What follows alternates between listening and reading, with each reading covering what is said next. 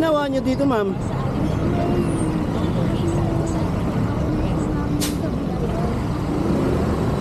Doon.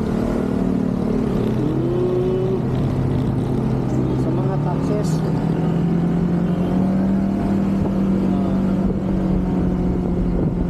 Layo-layo naman, mas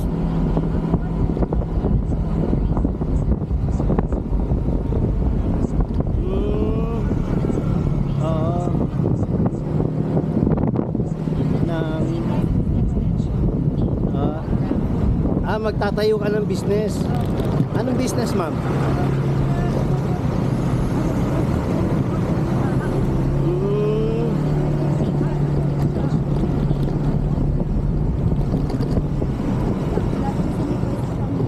Oo, saan? Sa Mandaluyong. Okay. Oo, kasi nandito yung... Ay, Paps. Saan? Habal. Shoutout kay Paps, habal daw. Naghabal si Paps. Walang booking pumasok, naghabal na. Walang pumapasok eh. Mabuti nakakuha siya ng habal-habal. Kaya shoutout sa kanila dalawa. Ano ba gawin ko? Walang pumapasok. Tama lang yan. Hindi, pwede na yung Paps. Sa sunod, ma-open na yung ganyan eh.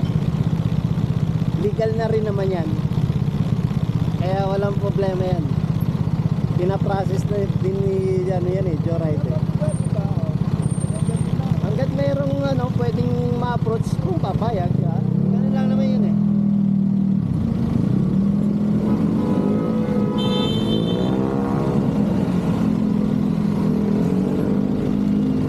Kabiti sa kami galing.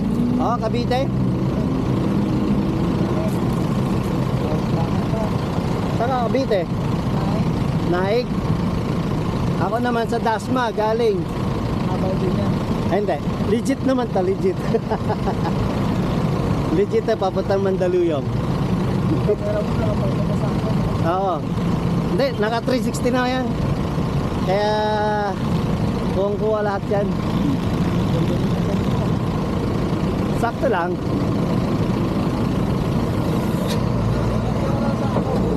Ha? Oo. May mga ganun. Bahala na sila. Ano pag gano'n yung Oo. Hindi, pagka may yung alanganin, alam mong alanganin, pagka nang mahirap na eh. Pagka hindi mo kabisado yung huwag mo na Okay na sana kung babae lang eh. Kaya gawa mo pa ng paraan. Kung kaya mo naman yung mga ganon, labanan mo na. Pero kung hindi... Maulala, bigay ko na lang sa'yo. Pagtalikod mo, patuloy kita. Di ba? Hindi na lang gagawin mo ba? Pagtalikod mo, Oo. patuloy mo. Kahit na naman yung gagawin natin, darating at darating tayo doon. Hindi natin pwede sabihin wag muna.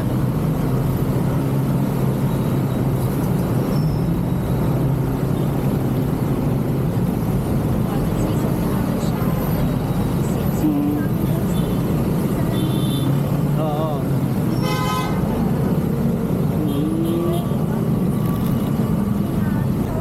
Kasi isipin mo 10 piraso na cut ng manok nasa 175 lang.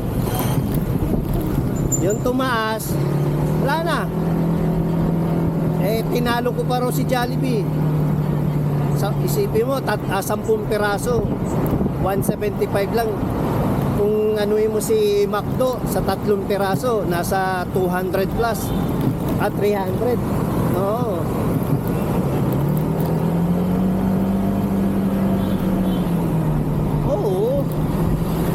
Sabi ko, so ilang taon na yung nyo business?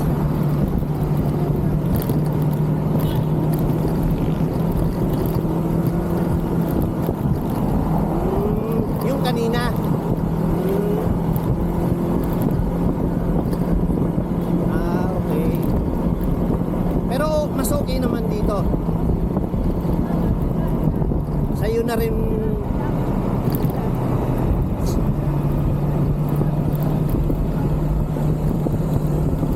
Mayroon na. Oo, pipick up na lang sila.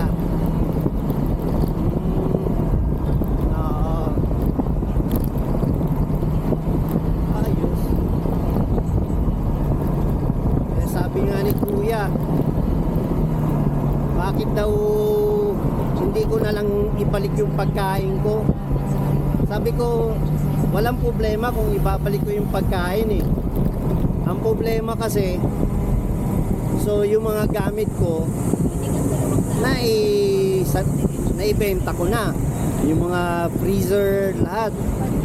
So magpanibagong income na naman ako. Sabi ko, mahirap. Eh, ito, sabi ko ito, ang gagastusin mo lang, gasolina mo. Maintenance. Wala ka nang iisipin. Hindi ka na mag-iisip ng pwesto. Hindi ka na mag-iisip ng mga anong lulutuin. Oo. Pero so far okay naman.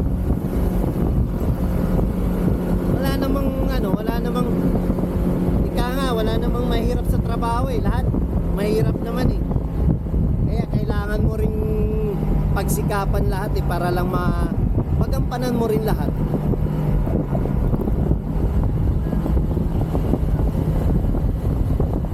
Oo. Oo. Kasi yung gusto mo kasi, at least nagagawa mo yung gusto mo. Kahit sabihin natin gusto mo siya pero parang ang dami mo pang iisipin.